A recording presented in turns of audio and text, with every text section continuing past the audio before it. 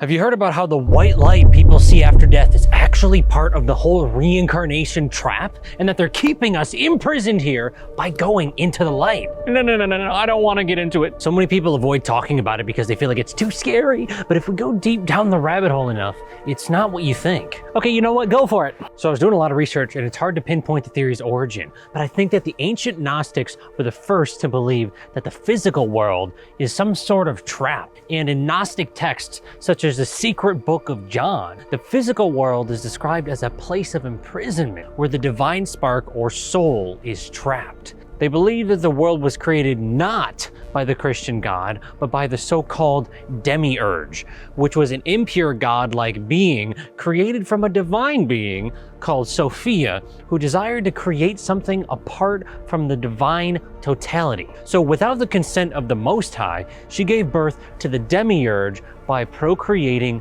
with herself. And then, being ashamed of doing this, she wrapped it in a cloud, the Demiurge, and created a throne within the cloud. And according to the Gnostics, this is where the whole physical world is. And this Demiurge is what keeps us trapped here unless we can escape the trap. And the trap is ran by the Demiurge itself with the assistance of its servants called the Archons. So then the goal of human life is liberation from the physical world and the cycle of reincarnation to return to the divine source, often referred to as Pleeroma, or something like that. This happens when the soul reaches a form of awakening or enlightenment. And this is actually in disagreement with Christianity because according to Christians, God created the world and everything in its highest form. While in Gnosticism, it says that an off-brand God did it instead. And the Gnostics are the only tradition that I could find that depicts the whole reality as kind of being like this messed up creation and an inherently evil or ignorant God created it. But that also depends on the date of the tradition because the Gnostic belief even changed over time. It depends on what text you're looking at.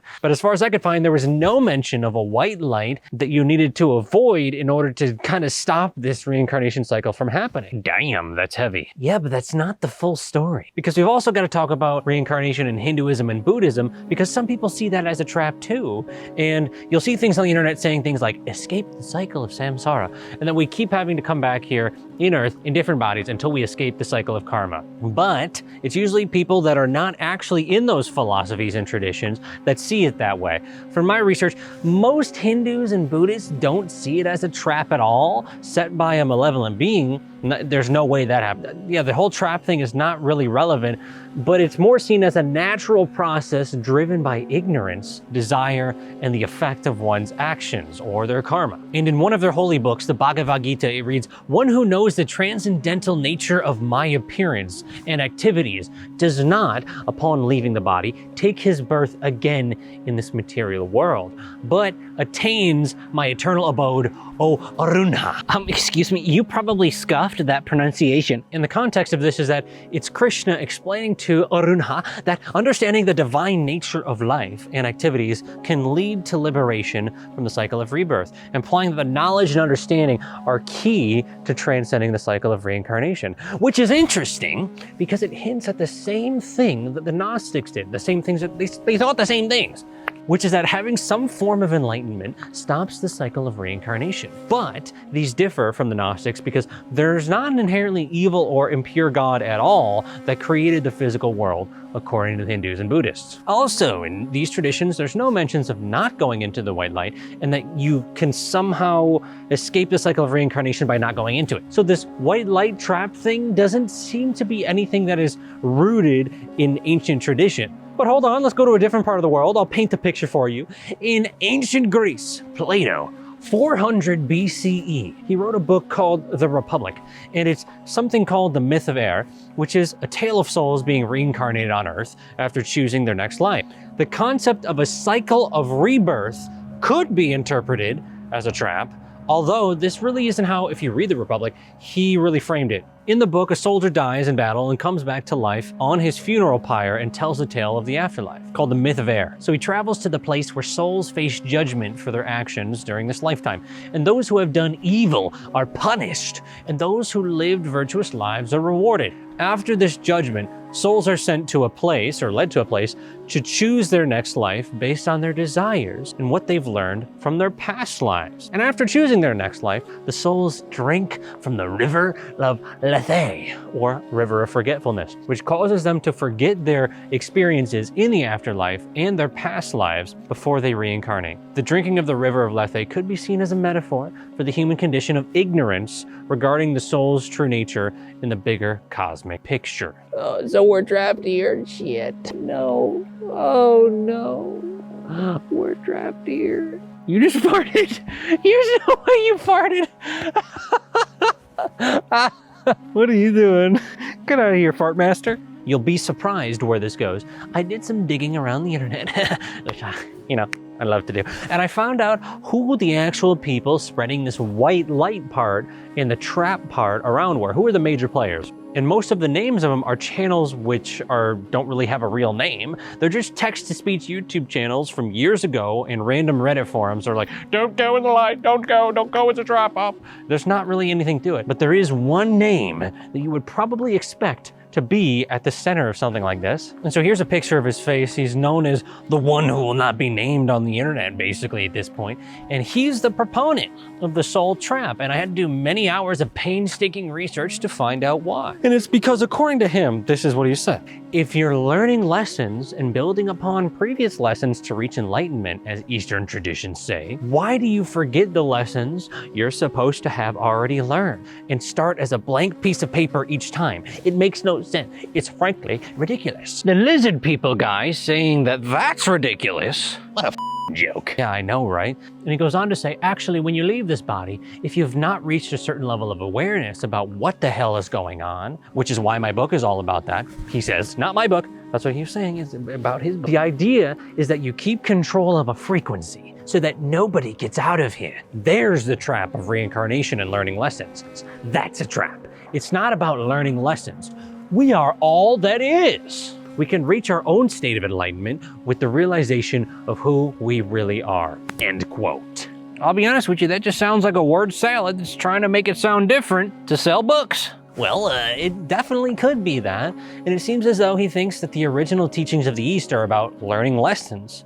And if that's what he thinks, then he hasn't actually read the text, because that's not what they say. For example, Bhagavad Gita, again, Krishna explains the path of selfless action. By performing selfless service with the body, mind, intellect, and senses, one achieves liberation from the entanglement of karma. And then in Buddhism, the Four Noble Truths and the Noble Eightfold Path, which guides individuals towards enlightenment. They don't explicitly mention any sort of learning lessons. They speak about an understanding of suffering and the following of a moral and philosophical path, and then that's what leads to enlightenment. For example, the Buddha's first teaching, he outlines the Four Noble Truths. This, monks, is the noble truth of suffering. Birth is suffering. Aging is suffering. Illness is suffering. Death is suffering. Union with what is displeasing is suffering. Separation from what is pleasing is suffering. Not to get what one wants is suffering. In brief, the five aggregates subject to clinging are suffering. And then he goes on to say how to alleviate your suffering, which will lead you down, the noble truths, the eightfold path to enlightenment. There's nothing about necessarily learning lessons in there. I mean, it might be indirectly, like you learn lessons through stopping doing the things that are causing you suffer, but that's as close as it gets from what I found. So it sounds like he's wrong about what Eastern traditions teach. Yeah, it seems to be a large misinterpretation, but this is what you can expect from someone who makes a living out of calling everything a trap. He literally is the name of his book, The Trap. So of course it makes sense to interpret it from a negative sense and say it's a trap. And a part of this so-called trap, he also references a term, ring pass not, as the reason why we are all trapped here, which originates actually from Theosophy. And it's kind of this philosophical belief system that stemmed in the 19th century from the work of Helena Blavatsky and other people. Theosophy kind of blends elements from Eastern, Western philosophy, mysticism, some occultism. And so what ring pass not is it's a term that's used to describe a boundary or kind of like this limit to the consciousness of a being. So basically, you can't pass through this limit or this boundary until your consciousness has reached a certain level of development or kind of enlightenment. So what you're saying is kind of like a force field that won't let you pass until you have a high enough frequency? yeah, and then this seems to be the basis of what's happening according to him, which I think is definitely possible. Like that could be possible, but it doesn't mean that Eastern traditions are wrong, which is what he's saying. Because from one perspective, you could say that once you achieve traditional enlightenment, you can leave the cycle of reincarnation and move into higher planes of existence, which is basically the same as what he's saying, right? So he's just wording the same phenomenon differently. Bro just doesn't want to call it learning lessons. And I want you to really ponder this. If you have a negative point of view of our reality, of course you're going to see the whole world as a trap, because if you had a positive point of view, you would kind of see it as a world that was designed to be suffering in order to give you an experience of a hard game to complete. But if I told you that you had to play a game and you had to complete that game, specifically level 6 of this video game, and that until you did this, you couldn't do anything else, and you agreed to do it, you said, okay, I'll complete the game before I do anything else, and then you kept struggling to complete it, what would a lot of people do, especially the immature? They would throw a fit and say, hey, you're imprisoning me here, even though I kind of agreed to it, but I don't remember it because there's a forgetfulness. So it makes sense that this dude would say that, because that's the negative interpretation of something that you are required to do. But that doesn't necessarily mean that that's the truth of what's happening here. And beyond that, there's a lot of talk of not going into the white light, and there's no real evidence as to why not. But that shit has really never been reliable as absolute facts. And so that's why I think it's important, if we're going to say that this is absolute facts, that this is it, that it needs to have some sort of historical evidence or some sort of evidence that you can give me besides basically, I think this way. Because just because something's a possibility doesn't mean that that's the truth. And that's what happens with a lot of these people. But think about this. If you were a negative entity, what would you want to do to be as nefarious as possible, to be as evil as you could be? You would trick people into thinking that the one thing that will help them, which is, going towards source or going toward this white light, that this would be something that they want to avoid. You would want to not only make them fear life as a trap, you would also want to make them fear death, because now it's all a prison. So you're making them fear death and life, and you'd say it's all a prison so that they live afraid of what comes next and what's happening now, so that they never reach their potential, because they're always just scared. They're always fearful of what it is, and it's all bad. Shit. Well, look, at the end of the day, there's no real way to tell if it's true, if it's false. There's no way to prove any of this. But I think the only thing that they all agree on is the only thing that really truly matters in all of this, and that is that self-realization through love is the answer.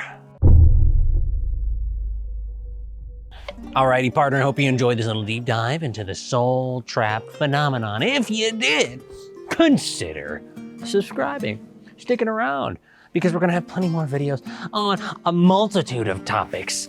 And if you wanna see a video on a specific topic, link is in the description. Tell me in the comments below, what do you wanna see? I'll be reading, I'll be watching, okay?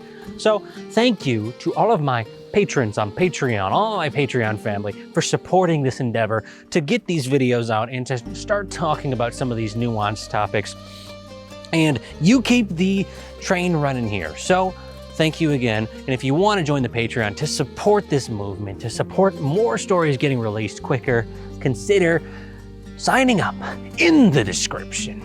Other than that, we'll see you in the next one. And until then, peace.